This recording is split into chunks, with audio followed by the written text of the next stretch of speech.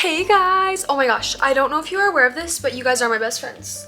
Sorry if this is news to you. Making YouTube videos is like so fun. Like if you don't do it, you should. Anyway, today I'm gonna pour my heart and soul out to you guys while I do my makeup. Gotta get real vulnerable, so let's just get right into it. It is 5. I thought I got makeup on my bed. Basically, I asked on my Instagram like a while ago, ask me questions, like weird, deep, really sensitive questions. Why did I say sensitive?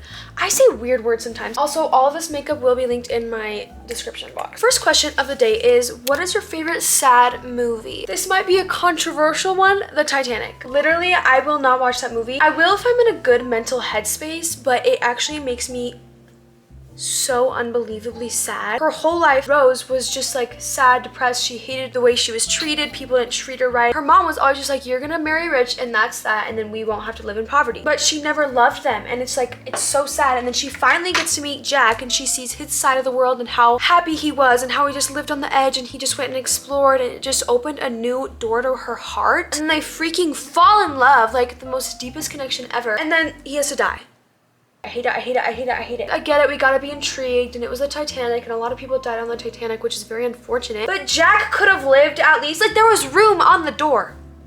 There was room on that headboard, whatever it freaking was. But that's how movies work, so definitely very sad and makes me angry if you can't tell. How many kids do you want? I want 2 girls. I think 2 girls would be so cute and like just like best friends, but also I want to have a little boy in my life. Like I've always had little brothers, so I would want 2 older sisters. I obviously like can't decide when they would come out and what age and stuff, but I would definitely want 2 older girls and then a younger brother, because my older brother was a bully and he beat all of us up. So I would want the little brother to be younger so that he would still be manly, but like he can't beat up girls that are like bigger than him, obviously, which they would only be bigger than him for like 18 years, but still. Someone said, do you ever use a 7 button on the microwave?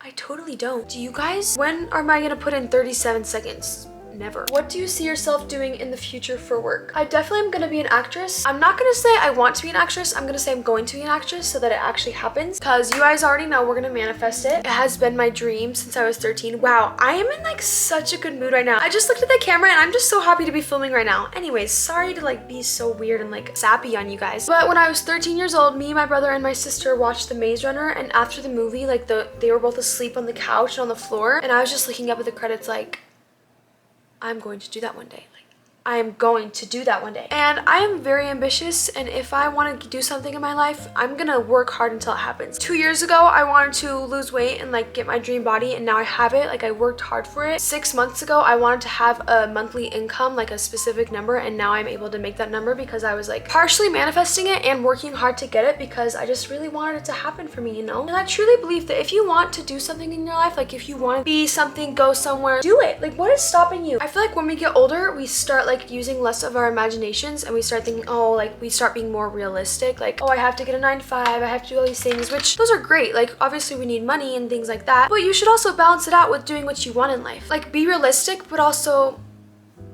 think outside the box a little bit, you know? I don't even know what I was talking about, but anyways, the next question is, what church are you a part of? Me and my family are members of the Church of Jesus Christ of Latter-day Saints. It makes me sad that people hate so much on Mormons, but I'm happy, so it's okay. Also, I'm not perfect. In the church, you're not really supposed to drink tea or coffee. I still drink tea or coffee, but I know that God still loves me. Like, I'm not gonna let that dictate how I view God. Religion is kind of tricky to talk about on here because people get really offended. My makeup is looking so good today. What are you doing after high school? I've gotten this question so much in the past couple of weeks. Guys, I know you're gonna hate me for this. Just wait like 2 more weeks. You'll find out so soon. I don't want to talk about it yet because I don't know, it's more exciting. I want to make a really cute video about it and like surprise you guys, so please just wait a little longer. I know you can do it. You are strong. Someone asked me about my first period story. Getting your period is actually traumatizing. When it first happens, you're like, whoa, because people always talked about it, but you never knew that it actually happened to you. And then when it finally does, it's like, whoa, I didn't even know if this was real or not. Basically, it's not that cool of a story. I remember the day of, I had the worst stomach aches, which were actually cramps, but I didn't know at the time. If you're grossed out by this, then skip to whatever timestamp I put on the screen, because I know that some people probably don't want to talk about this. But basically, I was in my 7th grade English class, and I was wearing gray sweatpants that day. And I remember I went to the bathroom, and I was literally bleeding through, and I was like, oh my gosh, I started my period. But then I was like, oh my gosh, I started my period. And it was the worst because it happened at school. And I didn't know what to do. And it was like, obviously I didn't have a tampon or anything because this has never happened to me before. So I was like, called my mom. I was like, Mom, like, I think I got my period. This was like the first time ever. And my mom was like, oh my gosh, sweetie. Like, you know how moms are when you first get their period? They're like, oh my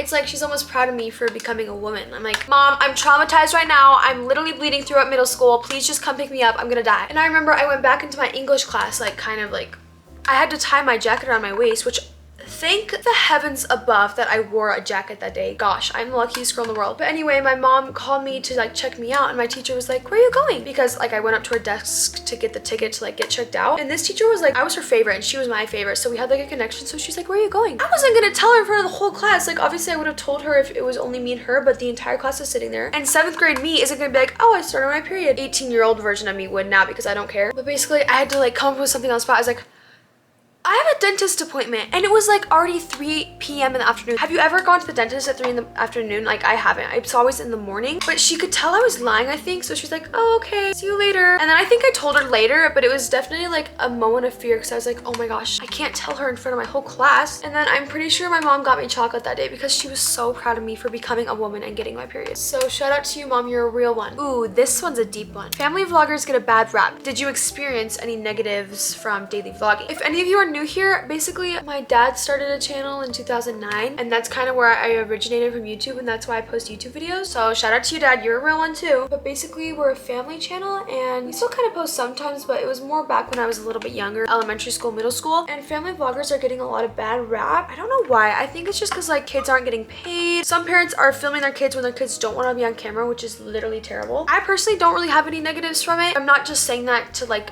have a good reputation. Like I seriously can't think of any. The only negative is a lot of people know every single detail that's happening in your life. So sometimes when you're going through something, people will comment and be like, basically just try to tell you what to do with your life, or what you should do, or you're stupid for not doing this, or just like XYZ. And sometimes that gets hard and it makes me want to be private. Like I've considered going private in my relationship just because, you know, I actually have a really loyal fan base. Like you guys aren't that bad, but sometimes I just get weird comments that like try to tell you what to do with your life. And it's kind of mentally draining because I'm like, babe, it's not your life. Like why do you care what I'm doing with my life? It's not even yours. And a lot of you guys don't do this, but some people like comment trying to like just comment and get so offended by the things I do and like try to tell me what to do or how to fix myself. Genuinely, why do you care so much? Like you don't even know me. You know me surface level, but you've never even met me in person. You seriously think you have the audacity to tell me what I should do with my life? Like, come on. And I'm just talking about like the rude Karens. Like you guys, I actually feel so extremely lucky because most of you guys are so nice in my comments, and some of you have been watching since like the Shade Tarts days, and it makes me so happy because like you guys still want to watch my videos. Like it actually makes me want to cry, kind of. Like it just makes me happy. Anyway, I didn't mean to get all sappy again. I'm just like a sappy queen today. I just want to say thank you to the people that do support me and really do say the nicest comments and support me in everything I do and support me and my family no matter what we've been through. I just threw a lot at you. Hopefully you can unfold that. Well, I'm done with my makeup. I don't want to stop answering questions. I've been getting a lot of comments on TikTok or just my Instagram DMs of people asking why I don't eat sugar. Basically, my New Year's resolution was to go sugar-free, and I still have things like ketchup and little things like that, but I don't have cake and ice cream and soda and all those things unless it's like sugar-free. This is actually so sad to admit, but at the beginning I did it to become skinnier because I hated my body. Really getting vulnerable here. But now I do it because when I eat sugar, I get so sick. Like I had cranberries a month ago and I had the most excruciating pain in my stomach, and it was just the worst. And my mom read a book, and basically sugar is poison. And I don't mean that to scare you, but sugar is actual poison for our bodies. It's making us age faster. It makes us sluggish. It makes you gain weight. But like,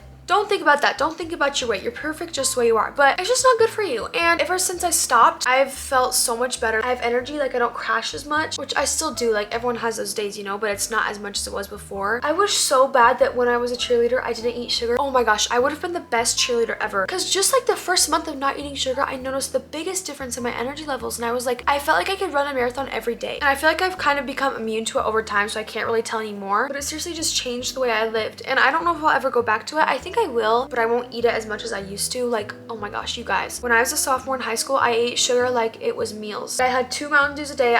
During quarantine, I DoorDash McDonald's every single night. I'm not even kidding you. You can look at my literal bank statement. I would always get, you would never catch me doing this now. I would get a 10-piece chicken nugget and a chocolate milkshake, and sometimes even a Sprite too. Ate the whole thing while watching Vampire Diaries every single night. And now, like, McDonald's, it makes me want to barf. I actually hate McDonald's so much. Not because it's gross. McDonald's is actually good. Like their chicken nuggets are gas, but it makes me feel sick after, and it's like so bad for you. Anyway, that's all the questions I'm gonna ask for today. If you guys want to see more videos like this, let me know because I love talking. I think I talk too much sometimes. Somebody commented on my video the other day. They said, you talk too much. I was like, Thank you. Anyways, I'll see you guys next week. I cannot wait to show you the next chapter of my life. If you're still here, you get a little sneak peek of what my room looks like right now. We're moving. Bye. I love you.